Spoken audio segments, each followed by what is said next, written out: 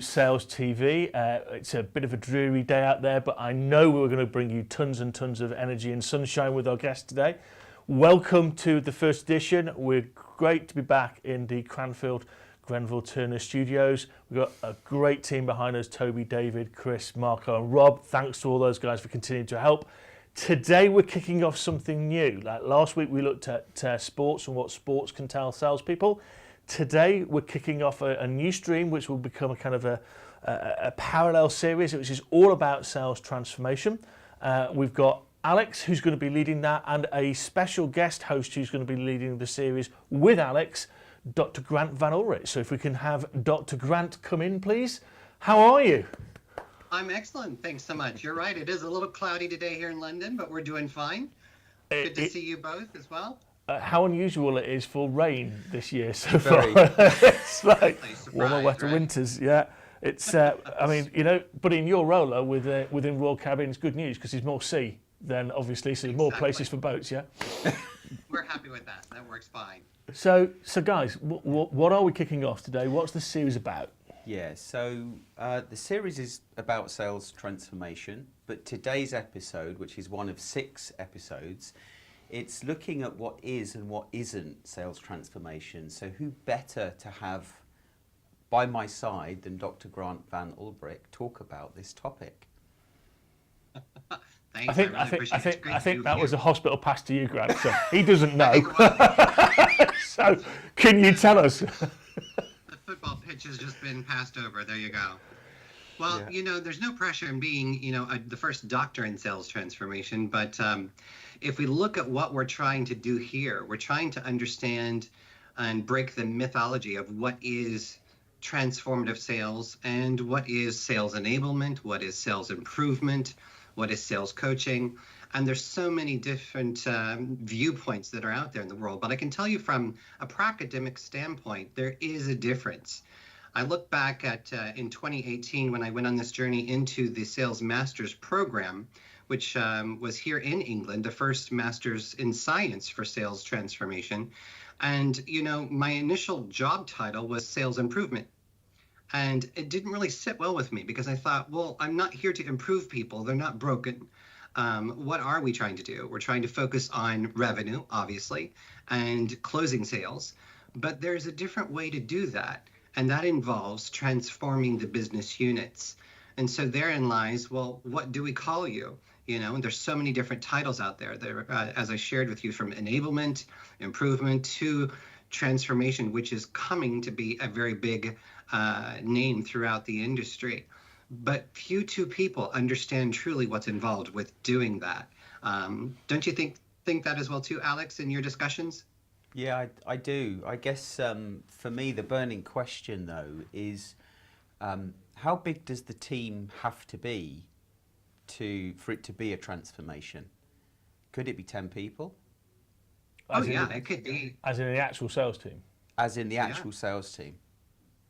Yeah, it's not really limited not to numbers. It's about you and your business stance of where you are in your sales presence. So it could be a team of 1.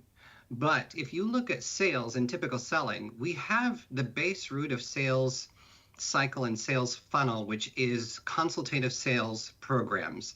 And the consultative sales tips and tricks to overcome and to manipulate the sales process was a big, huge topic in the 1980s. And then it was all about closing, and closing. Make sure you close at least 3 times, especially for contact center sales environments. It's actually required. And then how do you manipulate? Or the best one is, how do you overcome objections? And they teach that to salespeople religiously. But I ask you today, into today's society, does any consumer just want to call in or to go into a sales environment and you just can't wait for somebody to overcome your objections? No, that's not where we live today. The world and society has moved on and evolved, and sales must as well too. So how do you transform? And when you think of what transformation is, there's a good example of if you can envision a caterpillar and a butterfly. A caterpillar doesn't evolve or strive to become a better caterpillar. They actually transform into something completely new and comes up on something completely different. And that transformation doesn't allow them to go back to the way it was. So if you change something, you can go back. But if you transform something, you can forever only go forward. And when you start to explain it to people that way, they start to get it. So in sales, we want to transform the way we sell today from the 1980s, consultative tips, tricks, manipulate the sales conversation, overcome the objections, to actually become better salespeople in the way our consumer wants us to sell to them. And that involves change. Yeah. It involves change management. Yeah, I think we often assume that sales transformation is the entire sales organization transforming the way that they sell. But it doesn't have to be, it could be any form of change. When I think about where the sales process touches the buying process, you've got transformational change that happens with the sales team, but then each individual salesperson is dealing with change every day, but they're also trying to educate their buyer how to change, and then coach their buyer to make or create change within the organization that they're selling to based on the solution that they're selling them. So, where does it end for you? Is there a starting point and an ending point, Grant? Well, truly, and one of the key words that you just said right there was coaching. And that is why often, and guys, both of you will acknowledge this, we hear so many references to sports within sales, right? The coach who's running the football program, the basketball, any of the coaching programs that you have. Coaching is very relevant to transforming sales. And so it can't be a manipulative conversation where you're doing transactional leadership alone and you're telling people what to do. We've lived there. We've lived there for so long to where I'm the supervisor. I'm going to tell my salespeople they have to hit this quota, they have to hit these KPIs, and they just have to do it. But that leadership approach does not tell them how. It doesn't educate them. It doesn't develop them. It doesn't show them the way forward. So you're not truly developing your salespeople. And you're only doing the conversation one way at the salesperson, and you're not involving the customer. But to your point with coaching, a transformational leader takes all of the focus off of themselves and focuses the development on the individual that they're supporting. And in that element, it's all about coaching. So you're using open-ended questions. You're not telling them anything. You're actually pulling the information and the relationship out of them. And we as salespeople need to do the same thing with our customers. We can do that in sales coaching facilitation because we want the conversation to be about the customer and their needs. And the only way you're going to do that is not through telling, it's through coaching and getting their wants from them. So let's dig in a little bit on that transformational leadership point, because I think that for me it's not just the leader that is the transformational leader, it's the individual, and the individual's taking responsibility for almost taking that leadership stance, that coaching supportive stance. And I can imagine that within a sales team, as well as the sales rep doing it for their or with their buyer. So, when we think about transformational leadership, tell us more about your view on that term and how that relates to what we're talking about today. Yeah, well, you have to understand there's a base. There's many different types of leadership approaches and styles that you can apply, but you have to have a base foundation, right? Some place to start. So if you look at the foundation of leadership, you have transactional leadership on the left, and you have transformational leadership on the far right. Transactional leadership is a prose of tell. It is about me telling you what to do, and I'm leading. And most of the time, I will take the credit for what the team does. So I will tell you all what to do. I may or may not do some sort of coaching. I might be mentoring you in some shape or form, but mostly I'm giving you tell directions, and then I am reporting back up to the leadership on your successes, and literally I'm taking the credit for it. Now, there is moments where you need to tell, and that's great, but you need to get out of that leadership style and shift over to transformational. Transformational leadership is harder because it involves you not taking the credit. It involves you with empowerment, enablement, coaching, guidance, and giving your people the ability to stand up and lead for themselves. And that means you sometimes have to sit into the background. And then when they do lead, if they're successful, all of the praise goes directly to them. It doesn't come to you. You need to measure yourself through the success of your people. And that involves coaching. And it's harder to do because so many times we are hardwired. We want to tell people what to do. But if you do that, you rob them of the development. You rob them of their own ability to learn, to grow, and to also to falter, because we can grow through failure, and that's okay. Your best thing that you can do is when they do fail is to be right there to support them and lift them back up. Yeah, that's a cultural change, though. Yeah, it's hard. It is a hard shift. But if you can embrace that and you can realize that if I could shift myself over into a transformational leadership style, I am fostering a culture of development, empowerment, and true ownership. And then embracing the involvement of the customer along the way, that's when your revenues are going to start to flourish.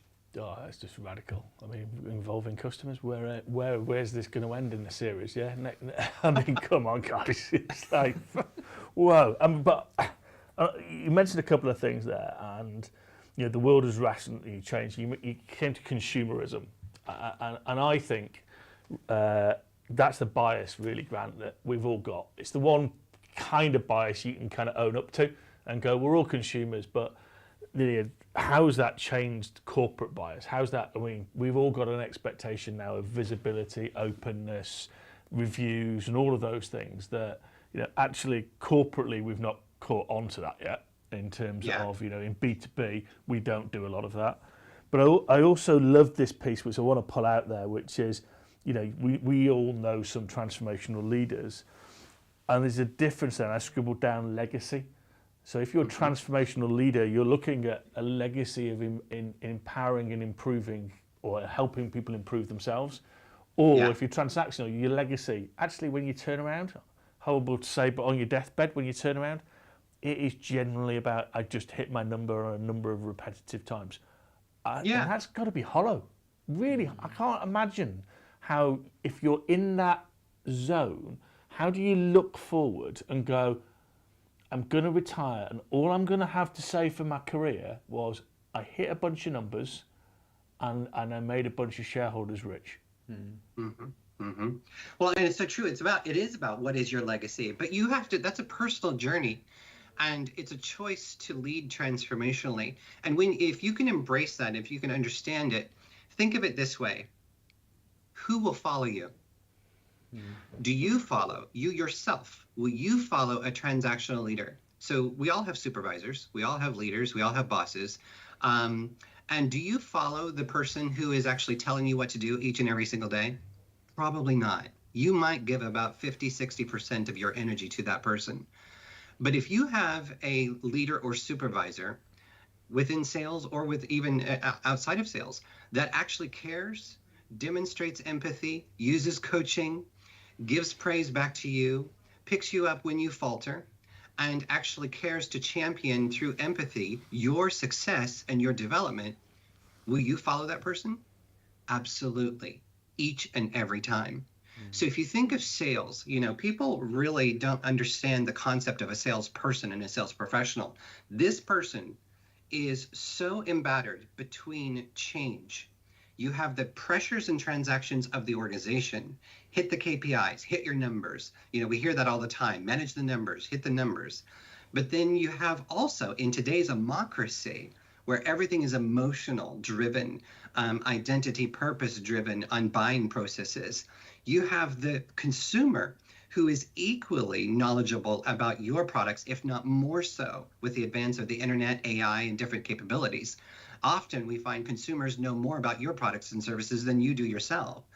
And then there's ghosting, there's deal breaking, there's deal faltering, there is non-responsive of emails and communication. So a salesperson is literally like a ping pong ball back and forth between that.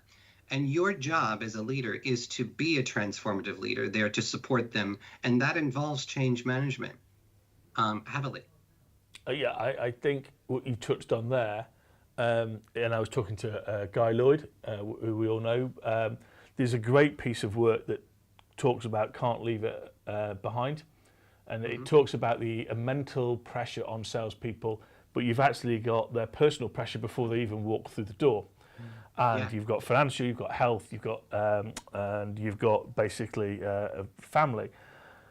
But Guy and I were kind of spitballing about this, and actually what's really to your point, Grant, is start at 9 o'clock, you walk through the door and you've got all of that that's already before, and then mostly the company then dumps it on you and gives you more pressure. But actually at 5 o'clock, you walk out, you've still got then the work pressure with you, because no one comes in and looks after your deals or your customers. And where Guy was going, which is brilliant, he said, if you're a doctor, yeah, you're a massively high pressure job.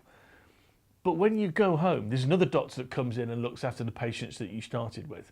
If you're a policeman, you don't go, right, I've got to be here just to rush out and keep that street safe. You've got another police officer that, and you look at all of these other professions and people basically come in and take the pressure away from you. But sales, it's this washer of pressure on you all the time. It doesn't end.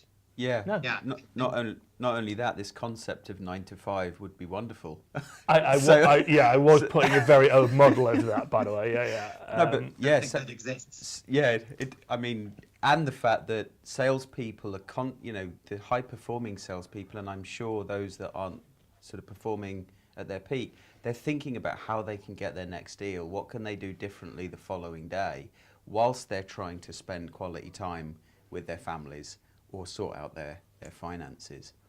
Well, I thought it was fantastic that about 2012 the BBC coined the phrase "we're holiday," because there's no such thing as a holiday anymore. It's you take your BlackBerry at that particular point, or you take your iPhone with you. You're always working on it, and I actually think that when I reflect back, there's a lovely guy called David who helped me when I was trying to do.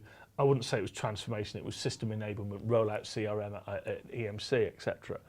Yeah. But what he did say is building islands of stability. Turn the noise off. Every month, every 3 months, just give everybody a break from it all and let them just decompress, concentrate on the day job. Yeah. And when I actually put this program slide up, Grant, you'd have died laughing. Everyone went, what the hell's an island of stability? Well, you've noticed it's around quarter end, so we'll stop doing these things which are theoretically programs of change, and we'll just give everybody 30 days to concentrate on what their day job is, and it will let everything settle down, and then we'll move on. And I think it's this. I'd be interested in your view. Transformation is this. It's like somebody said to me yesterday. I was on a business people, small business people, forever chase the word growth, and they'll chase it into the sunset without considering the things that they need to do to do it, or even if it's the right thing to do. Yeah. I've got to go into that new market, I'll do that. But actually, everyone chases transformation, don't you find? And it's like, really, stop chasing it and figure out the why, the what, and the how. Because I remember, and nobody told me, and I didn't know you at the time, which was my fault, but I can remember being sat in front of 5,000 people in Orlando at a sales engineer conference and going, this is the strategy. If we do these things, we're going to be really good in 5 years' time. And no one said to me, well, actually, if you took the central kind of aisle, everybody on that side has no idea what you're talking about, and they're never going to do it. And everyone on this side is kind of going, I kind of buy into it, but I don't know how to do it, so I'm going to need a hell of a lot of change. It would have saved me a huge amount of emotional stress. Yeah. Because I'd have been able to go, no, they're not with me. Yeah. Are you on the bus or off the bus? That's the key, isn't it? Well, exactly. On the bus or off the bus, And how are you as a leader going to assess where your team are? right? You know, there's so many times the pressures come from up above in your organization and saying, right, we need to go this direction. And oftentimes it's revenue management, right? Saying we need to do this. These are the numbers we need to hit. Go do it. Go do it. Just, you know, it's funny the direction that comes. It doesn't, they talk at your customer. Just tell them they need to buy this. Tell them they need to do this. That's not how the world works. And so to your point earlier, Andy, you know, about the corporations haven't caught on to this. You're absolutely right. How do we get them to understand the buying process today and the way today's customer wants to be sold to? You know, because at the end of the day, that's who we're working with. We're working with a consumer that actually in the way they want to be sold to, you know, and it's so different. How do you know, like you just talked about as well too, transformation, it's so confusing. There's so many different variations of what it means and what it is and what it is not. And I think what we're purpose here today is just to clarify, sales enablement is this process of ensuring that your team members have the tools necessary, understand the tools, systems, CRM programs, collateral pieces, tools to do their job. You are enabling the sales team to sell. Yeah. That's sales enablement. But sales transformation is how do you change completely so that we don't go back to the old ways, but we go forward in a new future way so that we actually achieve the growth together. And that fosters development. There's been some great comments. I wanted to bring one comment up on this point, Grant. I think if I pronounce your name correctly, Cheek or Chayek, Tidiane. So he asks or says, therefore the hiring process should be led by the transformational manager, less HR, more sales manager involvement, because a high-performing salesperson can only be known by another one. Put my teeth back in. There we go. There you go. I actually agree with that. I agree with that. I don't know who that was, but spot on. You know, which is why we've actually started to teach our sales managers, our sales hiring managers, when they have positions and jobs, you teach them the sales mindsets. We have the sales mindset questionnaires. So now in the recruiting process, you're actually giving these assessments to people to understand, do they have the propensity to sell in the way the consumers want to be sold to? Or are they stuck back in 1980s consultative tips and tricks, manipulation, over arrogance? It's the old school, you know, let's just we're really competitive. We're going to do it no matter what. And it's not about a right or wrong. It's about a system of, can I coach this person? Can I coach them to sell in the way a consumer wants to be sold to? And that's not HR driven. That's sales transformative processes driven. But I find this from obviously my research that I'm doing. I don't know whether you've come across the paper by Artis and Harris 2007, which looks at self-directed learning. So, you know, to my viewpoint is, and we know great people like John at Royal Mail, etc., and Ben at IdeaGen, who are transformational leaders. But what they do is they create a culture and say, you know what, I will facilitate, I will support, I will coach, I'll give you everything that you need, but the onus is pretty much on you. I will help you transform as an individual. I'll help you be the best version of yourselves that you can be. And that actually scares people rigid. I mean, I just talk about four types of sales learners. And I had a conversation with a company, and it was the head of HR, and they will remain nameless, but they have about 400 salespeople. And I said, well, you've got induced, you've got synergistic, you've got voluntaristic, and you've got scanning. That's the four types of learners that Artis and Harris kind of put out there. So therefore, if you've got 400, it's likely, let's just call it simple mathematics, you've got 100 in each of those categories. They learn differently. You know, if you take a voluntaristic individual and try and stick them in a classroom, they're going to have a fight or flight scenario. And they're not going to learn. You've got to, as your point, they've got to have a true coaching relationship with their sales manager. They've got to have access to be able to learn themselves, implement, reflect, come back, you know, have the right viewpoint. But if you're taking someone straight out of university, they want that scaffolding, they want that more structured. They still want a coach, they still want a good leader, but most organisations go, no, what we're going to do is just get everybody in a classroom or stick them in a virtual session, and they're all going to do this, and then the numbers are going to look after themselves. Now, the risk is that's what companies do using this model. So there's just 4 versions of that, as opposed to what I think where we need to get to as an industry is individualized learning. Well, and that's where the transformation process has to come into play and understanding what that means. So often I will tell people, I said, look, my job as a leader is to give every single thing that I have of me to you. If you want my job, then I'll help you to get it. There'll always be a place for me. And what people fail to understand in that statement is you're playing a part in your own succession planning. So if you're a leader who is, your main flight is transactional, and you think you have to tell people to protect that information and to protect that, so you're protecting your job and your security, you're never going to move. You're never going to grow, and the company's not going to let you go because you're too valuable. But if you change your mindset to say, wait, if I can develop others, and if I can be a giver of knowledge and help people individually grow to the way that they learn, to your point, Andy, then guess what? There'll always be upward momentum for me, and I can grow because there's my right hand who's ready to step in. And to your point, too many people don't understand that, and they're afraid of that. But that's how you embark on a transformative journey for yourself first. Yeah. And only when you do it for yourself first, then you can support it for other people. Now, you do have to give people personalisation. Back to Grant's viewpoint, consumerism is driven by personalisation. Why wouldn't sales transformation at the individual level in terms of knowledge be driven by it? But then you need codification, because what people get really comfortable with is if I get everybody, and we all know my default is negotiation skills, but if you put everybody in negotiation skills in a classroom, you are confident as a company that that has happened, and therefore you can tick box and go, everybody has done that. Done. Yeah. But if you then let people go out on their own journey, which every other profession does, apart from sales, every other profession does it. If you let them go out, you've got to codify it. You've got to actually say, you know what, this person's achieved a standard in that part of their sales knowledge toolkit, because then they can say to the, look, I am owning my own learning, and I've reached that standard, and you therefore don't need to spoon feed me. Yeah. And that's again that bit which is Grant's forefront of the ISP.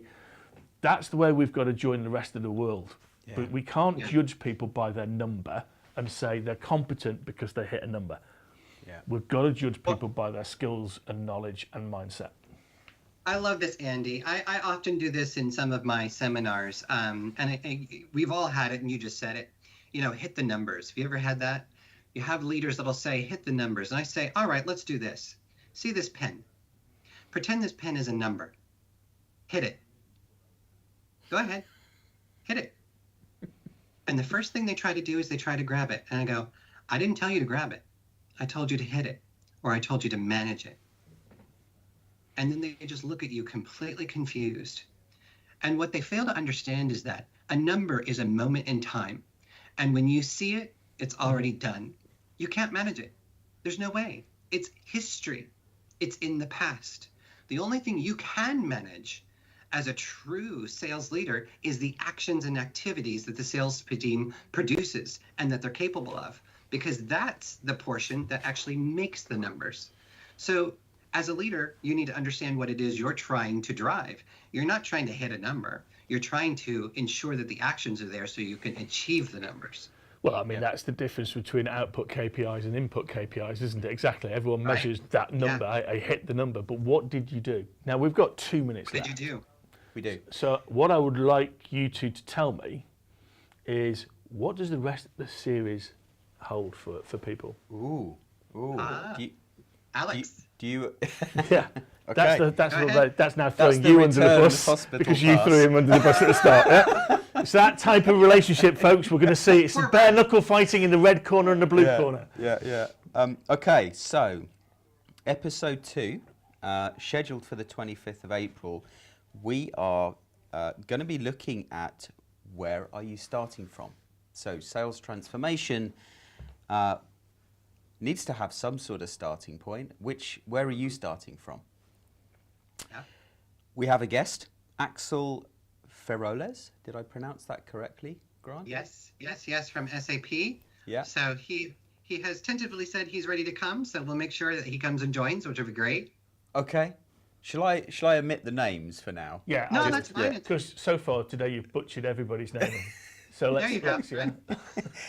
I got that one right though, Grant. No. Okay. Moving swiftly on. Episode 3, scheduled for the week of the 20th of May. Yep. Specific date still to be confirmed. What is leadership? And where are you at the moment? Transactional versus transformational. Okay. Yeah.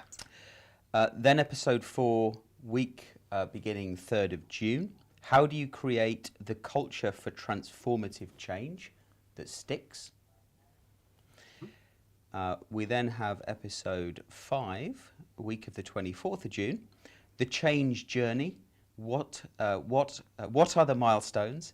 What are the islands of stability? To your point. Come on, lads. It's almost like we planned this, isn't it? There you go. Never. And then we're finishing off with episode 6. How do you know when you've transformed? Are you done?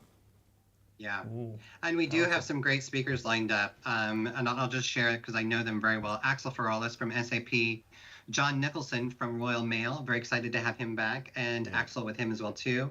Rainer Stern, who's with SAP over in Frankfurt. He's an amazing gentleman, and also one of my co-authors on our new book that's coming out.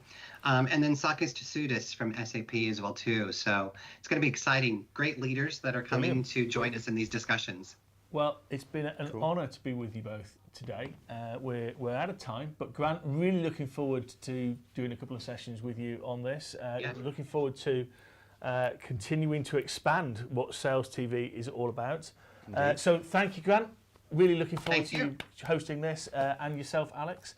Thank you to everyone for joining today. We will reinforce actually what the series holds and give you some information around that through our webpage and on LinkedIn. We wish you a fantastic, fantastic day, fantastic week, and hope you actually have a safe one, which is the most important. Thanks from Sales TV. Goodbye all. Bye for now.